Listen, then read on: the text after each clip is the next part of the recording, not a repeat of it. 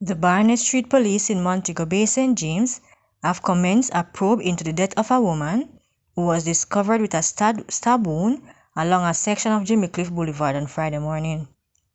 The deceased, who is of a dark complexion, slim built and about 5 feet 6 inches long, and was clad in a white blouse and multicolored skirt, it is reported that shortly after midnight, passers-by stumbled upon the woman, who was discovered in a seated position beside a brick wall in the vicinity of a Burger King outlet along the boulevard.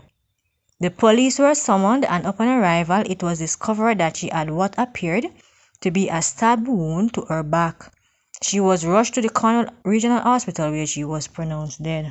32-year-old Troy Walker, recording artist of Tri-C District St. Ann, was charged with murder following the stabbing death of 22-year-old Andre McDonald, a call center worker, on Friday, July 21.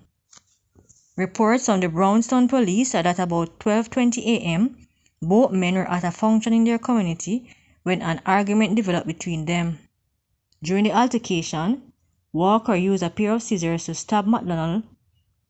McDonald left the function and later returned to Walker's home with a knife, where he attacked him.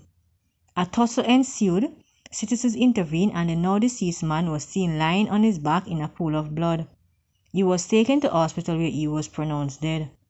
Walker was apprehended and subsequently charged on Friday, July 28.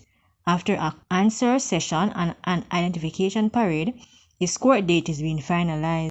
A St. Catherine man has been hit with several charges following the robbery of a motor vehicle in Old Harbour Road, Spanish Town, St. Catherine, on Monday, July 17.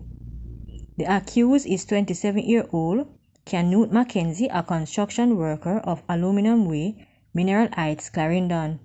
He has been charged with robbery and with aggravation, unauthorized possession of a prohibited weapon, and unauthorized possession of ammunition.